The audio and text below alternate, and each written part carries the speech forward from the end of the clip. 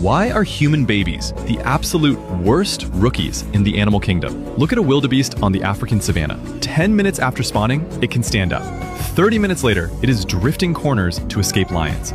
Then look at human babies. We are supposed to be the apex predators, yet our spawn can do nothing but scream and attract enemies. Their necks are like cooked noodles. They can't even flip over. To survive on their own, they basically need their parents to serve a 20-year prison sentence. In the animal kingdom, this build makes zero sense. It is like buying a max level account, but logging in to find a level 1 character who can't even fight a chicken in the starter village. Since evolution is about survival, why did we evolve such a weak starting form?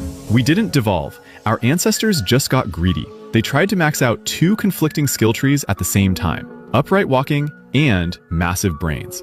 First, to walk on 2 legs, our ancestors had to remodel the pelvis. To support our weight and run efficiently, our hips became shorter, wider, and curved inward. This gave us the ability to run marathons, but it created a major design flaw, which is a much narrower birth canal. If we were small-brained monkeys, this wouldn't be an issue, but we insisted on upgrading our graphics card and growing a massive brain. This created a deadlock, a giant head trying to fit through a shrinking exit. It is like trying to park a Cybertruck in a doghouse. The hardware just doesn't fit. If we followed animal standards and waited for our brains to fully develop before birth, pregnancy would last 21 months. But if we did that, women's hips would have to be so wide they couldn't physically walk. We would have to crawl. So nature came up with a brutal solution: ship the product early. Since the full version can't come out, we release the beta version and download the rest of the updates after launch. Biologically speaking, every single human is a preemie. Our brains are only 25% developed at birth, while a chimp is already at 40%. We traded physical maturity for the chance to actually survive birth.